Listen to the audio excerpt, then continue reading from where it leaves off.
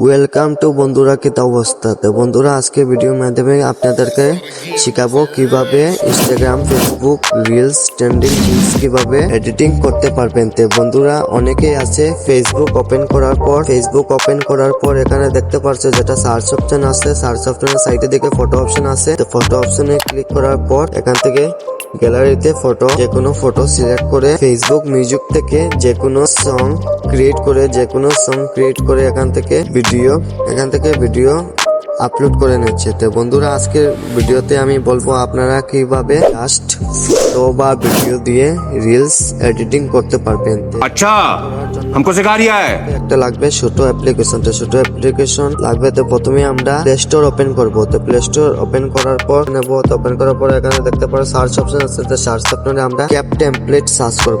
Cap template search করার পর এখানে দেখতে পারছো যেটা ফার্স্ট অ্যাপ্লিকেশন আছে, আমি আপনাদেরকে টিকমার্ক দিয়ে দেখাচ্ছি যেটা ফার্স্ট অ্যাপ্লিকেশন আছে, ওখান থেকে আমরা ডাউনলোড করে নেব। তো আমার অলরেডি আমি ডাউনলোড করে নিয়েছি, তো আপনারা ওখান থেকে ডাউনলোড করে নেবে। আমি এখন থেকে ওপেন করছি। তো ওপেন করার পর ইন্টারফেসটা চলে আসবে। তো এখানে দেখতে পাচ্ছো ওপেন হচ্ছে। তো ওপেন হওয়ার পর বন্ধুরা দেখতে পারো এখান থেকে পপুলার অপশন আছে, ইনস্টাগ্রাম পোস্ট আছে, টিকটক আছে, ব্লগ আছে, ফ্রেন্ড আছে, বার্থডে আছে, জিএফ আছে, ফানি আছে। তো বন্ধুরা অনেক টেমপ্লেট আছে, আনলিমিটেড টেমপ্লেট আছে, আপনার মন পছন্দ মতো আনলিমিটেড টেমপ্লেট আছে। তো আপনারা যে কোনো টেমপ্লেটে ক্লিক করতে পারবেন। তো আমার এই ভিডিওটা ভালো লেগেছে, আমি এই ভিডিওটার উপরে ক্লিক করব। তো ক্লিক করার পরে এরকম লোডিং মোমেন্ট চলছে, যেখান থেকে ইন্টারফেস চলে হচ্ছে।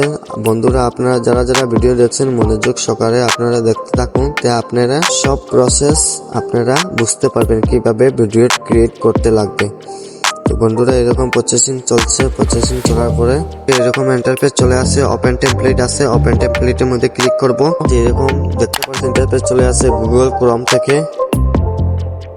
তো বন্ধুরা দেখতে পাচ্ছ প্রসেসিং হচ্ছে, এখানে নিচে দেখতে পাচ্ছ ইউজ টেমপ্লেটের মধ্যে আমরা ক্লিক করব। ক্লিক করার পরে এখানে গ্যালারিতে চলে আসবো। তো গ্যালারিতে চলে আসার পরে ফটো বা যে কোনো ফটো বা ভিডিও সিলেক্ট করতে পারবেন। তো আমি এখান থেকে ফটো সিলেক্ট করেছি। সিলেক্ট করার পরে এখান থেকে দেখতে পাচ্ছেন নেক্সট অপশন আছে, নেক্সট অপশনের মধ্যে আমি ক্লিক করব।